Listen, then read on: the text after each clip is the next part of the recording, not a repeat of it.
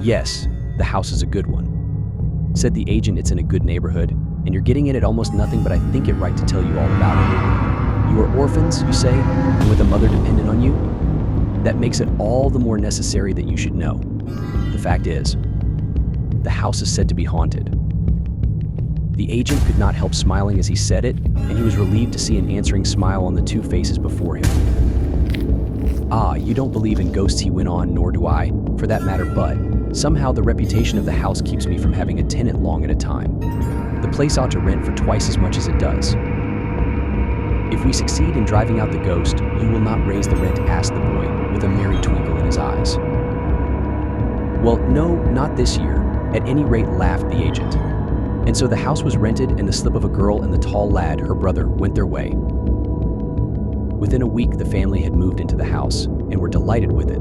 It was large and cool, with wide halls and fine stairways, and with more room than they needed. But that did not matter in the least, for they had always been cramped in small houses, suffering many discomforts, and they never could have afforded such a place as this if it had not been haunted.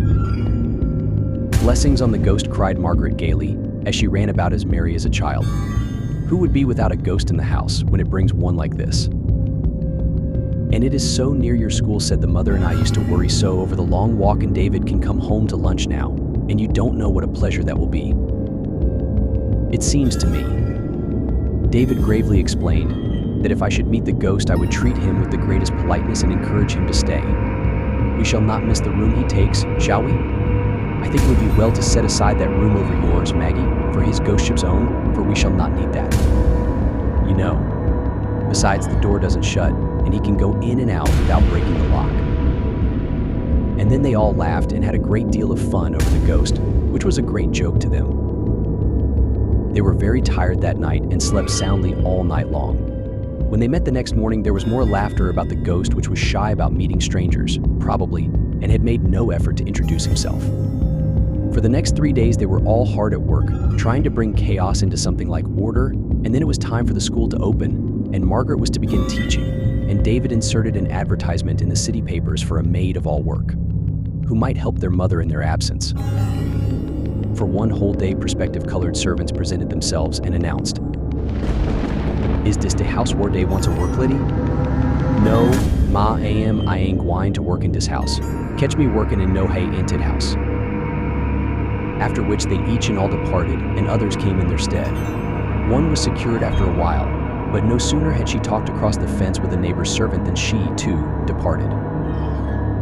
"Never mind, children," said Mrs. Craig, wearily, "I would much rather do the work than be troubled in this way."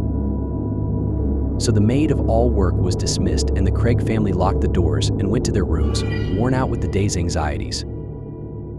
They had been in the house 4 days, and there had been neither sight nor sound of the ghost. The very mention of it was enough to start them all to laughing, for they were thoroughly practical people, with a fondness for inquiring into anything that seemed mysterious to them and for understanding it thoroughly before they let it go.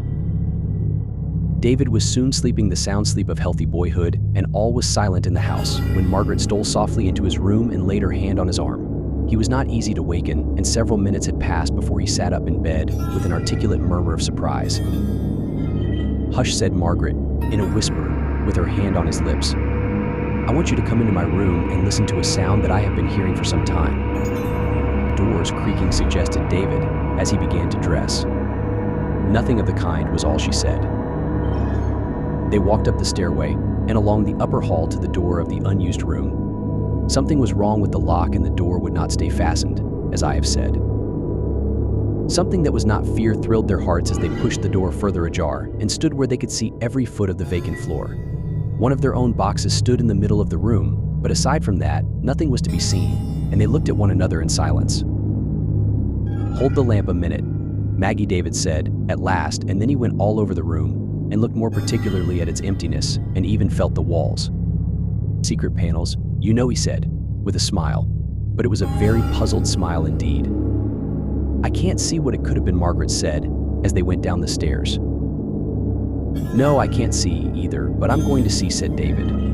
"That was a chain, and chains don't drag around by themselves, you know. A ghost could not drag a chain if he were to try." "The conventional ghost very often drags chains," said Margaret, as she closed the door of her room.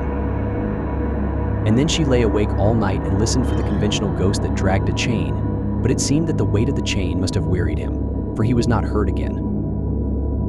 The mother had slept through it all, and next morning they gave her a vivid account of the night's adventure. Perhaps it was someone in the house, she said, in alarm. There were no ghosts within the bounds of possibility, so far as she was concerned, but burglars were very possible, indeed. Then Margaret and David both laughed more than ever. What fun it would be, said David, for a burglar to get into this house and try to find something worth carrying away. So they went on to the next night, all three fully determined to spend the night in listening for the ghost and running him to earth if possible. But it was Margaret that heard the ghost, after all. She had been sleeping and was suddenly startled wide awake, and there, overhead, was the sound of the chain dragging, and just as she was on the point of springing out of bed to call her brother, the chain seemed to go out of the upper room. She lay still and listened, and in a moment she heard it again. It was coming down the stairs. There was no carpet on the stairs, and she could hear the chain drop from step to step until it had come the whole way down. There it was, almost at the door of her room, and something that was strangely like fear kept her lying still, listening in horrified silence. Then it went along the hall, dragging close to the door and then further away and back and forth for a while, and then it began dragging back up the stairs again. Step by step, she could hear it drawn over the edge of every step, and by the time it had reached the top, she remembered herself and called David. Again did the brother and sister make a tour of the upper room with the lamp. Not only that, but they looked into every nook and corner of the upper part of the house, and at last came back, baffled. They had seen nothing extraordinary, and they had not heard a sound. I'm going to see that ghost tonight, David said to his sister the next evening. How? I'm going to sit up all night at the head of the stairs. Don't say anything about it to Mother, it might make her uneasy. So after the household were all quiet, David slipped into his place at the head of the stairs and sat down to his vigil. He had placed a screen at the head of the stairway so that it hid him from view as if a ghost cared for a screen, and he established himself behind it and prepared to be as patient as he could. It seemed to him that hours so long had never been devised as those the town clocks told off that night. He bore it until midnight moderately well, because he argued with himself if there were any ghosts about they would surely walk then, but they were not in a humor for walking, and still the hours rolled on without any developments. He took the fidgets and had nervous twitches all over him, and at last he could endure it no longer and had leaned his head back against the wall and was going blissfully to sleep when he heard a chain dragging just beyond the open door of that unused room.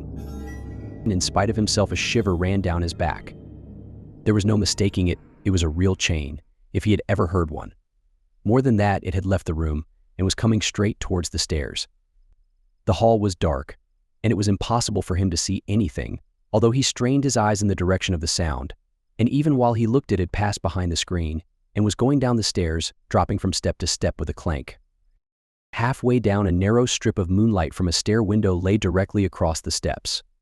Whatever the thing was, it must pass through that patch of light, and David leaned forward and watched.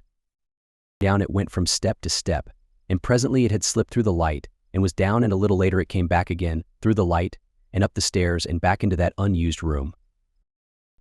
And then David slapped his knees jubilantly and ran down to his room and slept all the rest of the night. Next morning he was very mysterious about his discoveries of the night before. "Oh yes, I saw the ghost," he said to Maggie. "There, don't ask so many questions, I'll tell you more about it tomorrow, maybe." And that was all the information she could get from him. It was very provoking. That day David made a purchase downtown and brought home a bulky bundle, which he hid in his own room and would not let his sister even peep at. "I'm going to try to catch a ghost tonight," he said, "and you know how it is, if I brag too much beforehand, I shall be sure to fail." He was working with something in the hall after the others had retired, but he did not sit up this time. He went to bed, and Margaret listened at his door and found that he was soon asleep. But away in the night they were all awakened by a squealing that brought them all into the hall in a great hurry, and there, at the head of the stairs, they found the huge rat trap that David had set a few hours before, and in the midst of the toils was a rat. "Why, David," exclaimed the mother, "I didn't know that there was a rat in the house." And then all at once she saw that there was a long chain hanging from a little iron collar around the creature's neck, and she and Margaret cried together. And this was the ghost. Such a funny ghost when they came to think of it, this poor rat, with a nest in some hole of the broken chimney. He had been someone's pet, once perhaps, and now, the households he had broken up, the nights he had disturbed, the wild sensations he had created, it made his captors laugh to think that this innocent creature had been the cause of the whole trouble. "I'll get a cage for him, and take care of him for the rest of his life," said David. "We owe him so much that we can't afford to be ungrateful." The next morning he took the ghost in a cage and showed it to the agent and gave him a vivid account of the capture. "So, you have a good house for about half price, all on account of that rat," exclaimed the agent grimly. "Young man, but never mind, you deserve it. What are you working for now?" $6 a week.